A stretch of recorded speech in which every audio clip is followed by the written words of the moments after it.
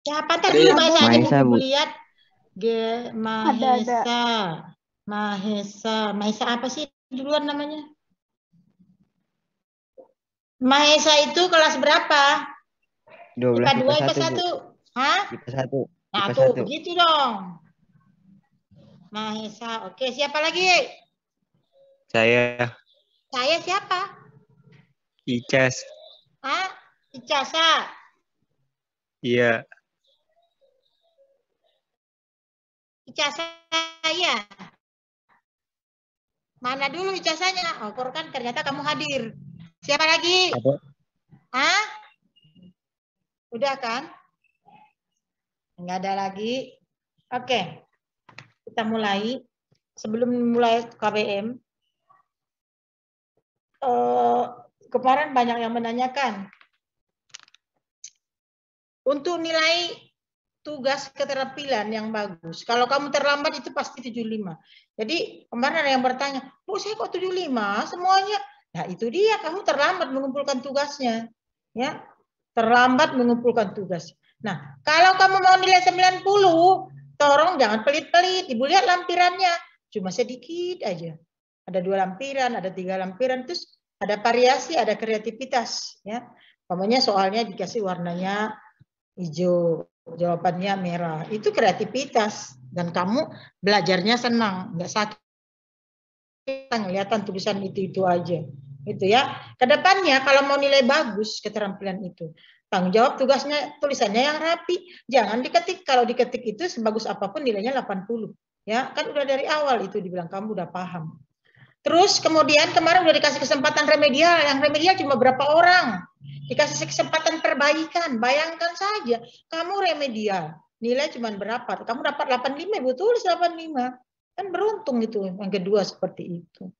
Nah, udah kemarin udah dikasih kesempatan nggak juga, nggak ikut.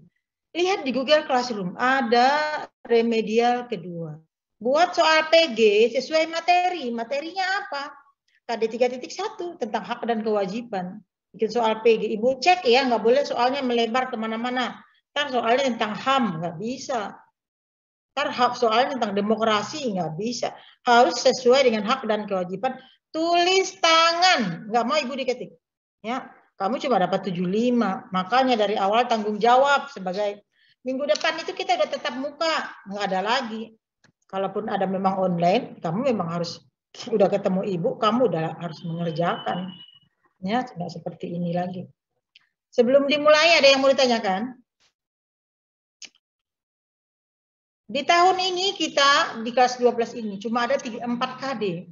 Tapi di semester 1 ini kita selesaikan 3 KD. Nanti di semester 2 belajar kan cuma sebentar, sebulan. Cuma ada 1 KD lagi. Jadi diusahakan satu semester ini kita selesai 3 KD. Silakan kalau ada yang mau ditanyakan, kalau enggak kita langsung. Tidak ada berarti ya. Bu, saya mau perbaikan nih. Boleh nanti di akhir ya.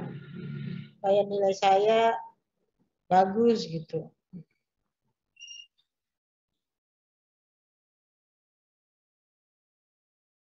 Siapa yang mau absen nggak ada suaranya?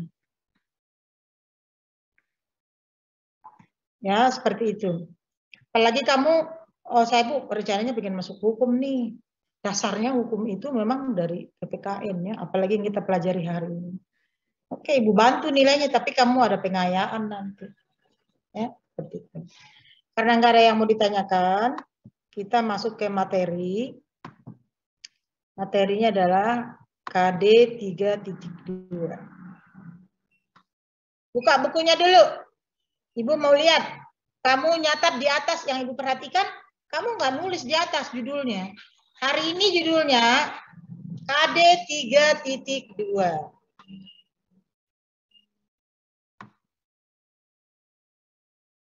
Coba dibaca, siapa yang mau baca dapat nilai. Baca aja dapat nilai. Coba bayangkan. KD 3.2 itu apa? Gak ada yang mau nilai. Saya, Bu. Oke, silakan. Dieta. KD 3.2 mengevaluasi praktek perlindungan dan penegakan hukum untuk keadilan dan kedamaian. Jadi kita mengevaluasi, bukan berarti kita cuma nangis. Seminimalnya kamu sebagai warga negara paham.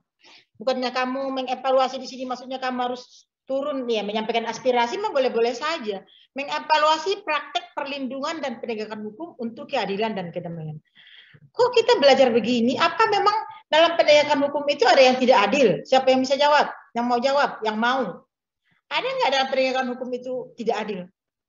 Apa udah adil semuanya gitu? Belum. Belum. Siapa tuh yang jawab tadi? Saya, Bu. Dieta. Oke, Dieta, kamu beri contoh apa nih yang tidak adil? Kan kita kemarin udah belajar hak tuh, udah belajar kewajiban. Apakah seluruh warga negara sudah dapat haknya sesuai yang ada di Undang-Undang Dasar 1945? Mulai dari pasal 26, hak mendapat kewarganegaraan, pasal 27 hak perlindungan hukum, pasal 28 hak asasi manusia, yang 29 hak beragama, sampai pasal 34. Apakah seluruh warga negara Indonesia ini sudah dapat haknya? Kalau menurut saya masih banyak korban yang masih belum dapat keadilan. Siapa nih, Dieta? Gimana Dieta? Kalau menurut saya masih banyak korban yang masih belum dapat keadilan. Nah, karena dia belum dapat keadilan, hidupnya juga nggak damai karena dia masih merasa dia juga bisa dapat ketenangan dalam hidup karena dia belum dapat keadilan. Nah, perhatikan, semuanya perhatikan. Keadilan itu nggak datang dengan sendirinya, ya. Keadilan nggak datang dengan sendirinya. Dan keadilan itu harus diperjuangkan. Keadilan itu tidak datang dengan sendirinya ya. Jadi kalau ada hak kamu yang merasa diambil oleh orang lain, padahal kamu sudah melaksanakan kewajiban, maka kamu harus berjuang. Ya, hak tidak datang dengan sendirinya ya. Adil itu nggak datang dengan sendirinya. Nggak ada itu adil sama rata sama rasa, itu mah bukan adil di Indonesia. Adil di Indonesia, adil sesuai dengan hak dan kewajiban. Jangan mimpi, pasti saya tidak akan dicurangi. Jangan salah-salah kamu ya. Dalam keluarga aja, orang tua sih pasti relasi kasih sayangnya sama anaknya sama. Tapi Kak, coba kamu perhatikan, ada kakak, ada adik, ada saudara yang lainnya. Pasti orang tua juga, ya orang tua merasa adil, tapi pasti kamu merasa ada yang tidak sama gitu. Tapi jangan tuntut adil sama rata sama rasa.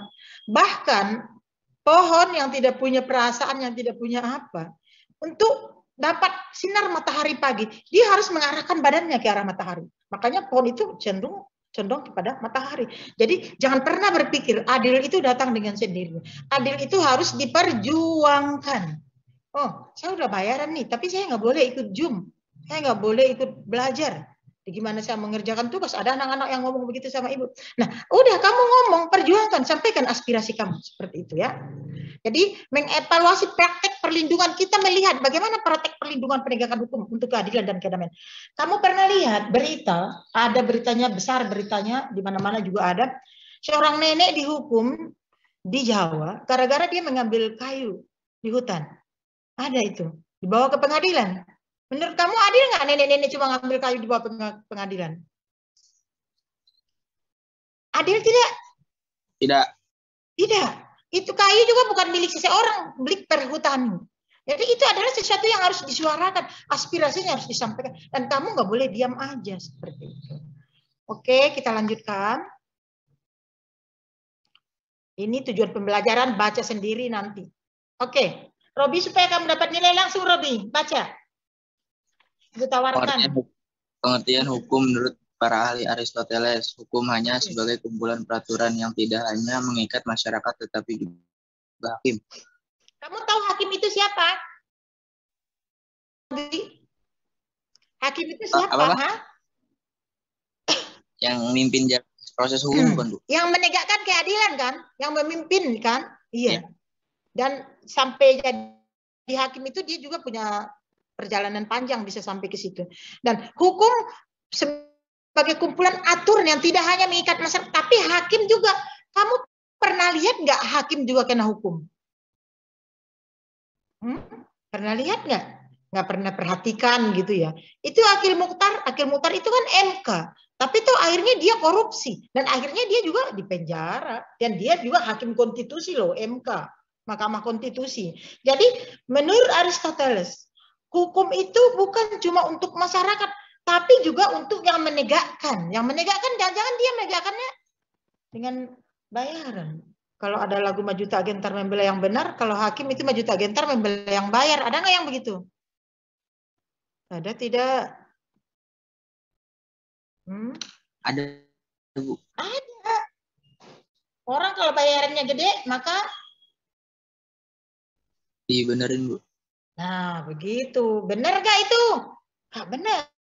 Dosa dunia akhirat. Dan itu pasti akan ada balasannya seperti itu. Itu menurut Aristoteles. Kita lihat yang selanjutnya. Jadi ahli aja mengatakan hukum bukan cuma buat masyarakat, tapi juga buat hakim yang menegakkan. Menurut Wiryono, yang lain siapa? Dita, udah Putri Natwa cepetan. Yang hadir Ibu tampilkan. Putri Natwa, mau nggak? Kalau Ibu kasih yang lain nih. Baca Putri Natwa. Menurut Wiryono Kusumo. Oh, dia nggak mau. Yang lain cepetan. Dwita. Dwita, silakan Dwita. Oke, begitu dong. Wiryono Kusumo. Hukum adalah keseluruhan peraturan yang tertulis maupun yang tidak tertulis yang mana mengatur mengenai tata tertib di dalam masyarakat dan pelanggarannya bisa dikenakan sanksi. Ini Dwita, apa sih namanya Ibu? Oh iya, Dwita Reza Julian. Ulangi sekali lagi. Hukum adalah keseluruhan peraturan yang tertulis maupun yang tidak tertulis yang mana mengatur mengenai tata tertib di dalam masyarakat dan pelanggarannya bisa dikenakan sanksi. Ya, jadi hukum itu pasti ada sanksinya. Di dalam masyarakat ada norma. Ada tertulis, ada tidak tertulis. Kalau tertulis sudah pasti bisa dibawa ke meja hukum. Ke pengadilan. Kalau hukum tidak tertulis apa contohnya? Tapi tetap bisa dibawa ke pengadilan gitu. Ada nggak contoh hukum tidak tertulis? Dwita aja dia cepat langsung dapat nilainya. Beri contoh hukum tidak tertulis. Hukum di Indonesia ini banyak, ya. Ada hukum adat istiadat, ada hukum agama. Penyelesaiannya sesuai dengan jalurnya masing-masing. Dwita, ada nggak? Siapa yang bisa ngasih tahu hukum tidak tertulis contohnya apa? Tapi dia kena sanksi juga, padahal nggak tertulis. Hukum adat. Hukum adat. Apa contohnya?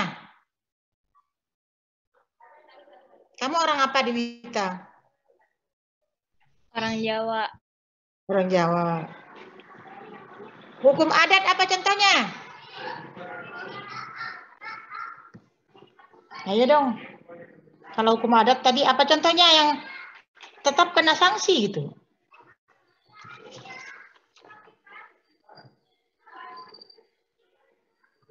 Fernando. Fernando, kamu ada nggak? Ada, Bu. Mana Fernandonya? Oke, kamu orang apa Fernando? Fernando, kamu orang apa? Dari suku mana Fernando? Jawab apa? Orang Batak, Bu. Batak, marganya? Siregar, Bu. Nah, Fernando ini kalau mau nikah nanti, boleh nggak kamu nikah dengan marga Siregar? Nggak boleh dong, Bu. Nggak boleh. Kalau kamu nikah dengan marga Siregar, maka dibuang dari keluarga. Iya. Karena hukum seperti itu. Jadi berat. Hukum adat juga berat, hukum agama juga berat ya. Jadi biarpun tertulis tidak tertulis, jangan pernah melakukan pelanggaran seperti itu ya. Itu menurut Wiryono ya, baik tertulis dan tidak tertulis. Ya, mengenai tata tertib di dalam masyarakat dan pelanggarannya bisa dikenakan sanksi. Kalau tadi yang dibilang si Fernando itu pernikahan antar satu marga dan orang Batak dibuang dari keluarga, mau dibuang, nggak enak kan seperti itu. Oke, kita lanjutkan atau ada yang mau ditanyakan? Ada yang mau ditanyakan nggak? Nggak ada. Lanjut, tujuan hukum menurut Profesor C.S.T. Kansil. Siapa? Saya, Bu. Siapa? Nando. Silakan Nando.